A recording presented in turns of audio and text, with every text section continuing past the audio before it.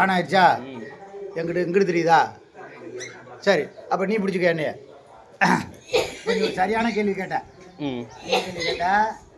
இந்த அரிசி சோறு திங்கக்கூடாதுன்னு இங்கிலீஷ் வைத்தியம் சொல்லுவேன். அதுக்கு பதில் கூழ் குடிக்கு கம்பு குடின்னு சொன்னேன். அது கூட ஒத்துக்கலாம். ஆனால் நிச்சயமாக அவன் புரோட்டா திங்கணுமே, அது என்ன சப்பாத்தி திங்கணுமே. நான் சொல்கிறேன், அரிசி சோறு தான் திங்கணும். அரிசி சோறு திங்கன்னா செத்து போயிடுவேன். என்னென்ன தின்னா செத்து போயிடுவேன்? நான் புரோட்டா சப்பாத்தி தின்னு செத்து போயிடுவேன். நான் சொல்கிறேன். சரி, இந்த அரிசி சோறுனா எப்படின்னா நான் தெளிவாக சொல்கிறேங்க. நீங்கள் இப்போ நீங்கள் சாப்பிட்ருக்க அரிசி இப்போ எங்கே வாங்கி சாப்பிட்றீங்க? மில்லில் வாங்குறீங்க. என்ன அரிசி? ஆந்திரா புனியா? ஆந்திரா புனி. அது என்ன பண்ணுவாங்கன்னா அரிசியை உரிச்சு விட்டு நல்லா தீட்டி நடுவாக இருக்கிறத மட்டும் தான் தின்பேன். அதை தின்னியன்னா சுகர் சக்கரை வரும். இப்போ நான் சொல்கிற அரிசி ஏன்ட்டு இருக்க அரிசி என்ன தெரியுமா? தங்கச்சம்பா, தூயமல்லி, வேறையப்பாடு, சீரகச்சம்பா அரிசி பேரை கட்டாயம் எப்படி இருக்குது. அப்புறம் கருப்பு கவுனி, மாப்பிளச்சம்பா. இந்த மாப்பிளச்சம்பாவும் கருப்பு கவுனி கஞ்சி அரிசி.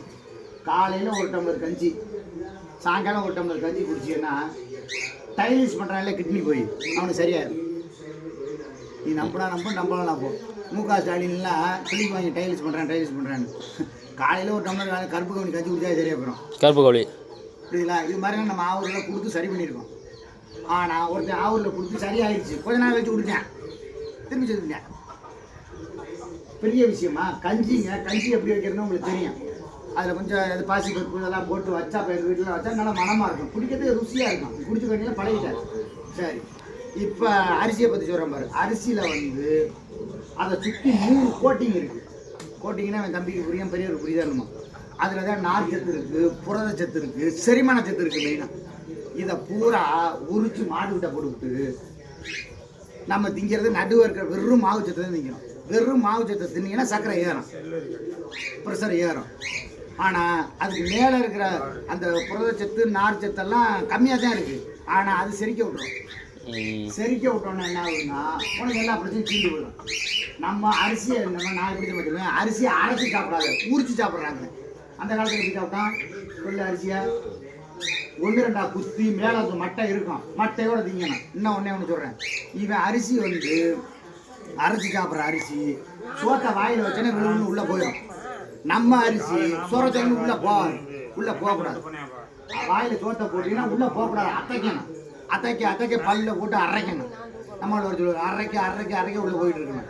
வாயில் இருக்கிற உமிழ் நீரோட அந்த அரிசி மண். இப்போ நீங்கள் காலையில் எங்கள் வீட்டில் கருப்பு கவுனி ராத்திரியை ஊற வச்சுருந்தாங்க. நான் விடிய காலையில் இருந்துச்சு அந்த அரிசி காய்ச்சார் போட்டு மண் அரைச்சி கொண்டு வந்துருக்கீங்க. அடுத்து கொஞ்சம் நீராத்தண்ணி குடிச்சுக்கணும். நான் குடிக்கிற நீராத்தண்ணி சீரகச்சம்பா அரிசி வச்சுருந்தா இப்போ மில்லில் வாங்கி. இப்போ நாங்கள் என்ன பண்ணோம்னா இந்த மில்லில் தீட்டு ஒரு டாக்டர் கேட்டாங்க, சரி மாடு வச்சு பாரு இருக்குன்னு கீழே குடம்பெல்லாம் அள்ளி கொடுத்தோம். 1 மாதம் கழிச்சு இன்னும் ஒரு மூட்டை கொடுத்தோம். எத்தனை மாடு கேட்குறேன்னு அவர் என்ன பண்ணியிருக்காங்க, அந்த தீட்டு தவிடு இருக்குல்ல அதை பொட்டலமாக போட்டு இந்த ப்ரெஷர் சக்கரைக்காரன்னு கொடுத்துருக்காரு. திருப்பி டெஸ்ட் எடுத்து பார்த்தா சரியாயிடுச்சு. இவர் மறுபடியும் என்கிட்ட தவிடு கட்டணும். என்னத்துக்கு சார் அப்படின்னு கேட்டேன். மாடு வச்சிருக்காங்க. இல்லை பாதி மாதிரி பொட்டலம் கொடுக்கணும். ஆனால் சொல்லக்கூடாது, நாங்கள் கீழே இருக்கிறதா கூட்டி அள்ளி கொடுத்தோம். மனுஷனுக்குன்னா கொஞ்சம் சுத்தமாக கொடுத்துருப்போம் முன்னே. புரியல. அதனால் திங்க முடியலன்னா அந்த தீட்டு தவிடு இருக்குது. அந்த காலத்தில் இந்த தீட்டு தவிட வாயில போட்டால் இனிக்கும். தெரியும் என்னன்னா அது ஒட்டிங்க, அதை தட்டி தின்னாளுங்க. அதில் தான் விஷயம் இருக்குது. இந்த நார்ச்சத்து இருக்குது, புரதச்சத்து இருக்குது, செரிமானத்துக்கு இருக்குது, எல்லாமே. சரி பார்த்து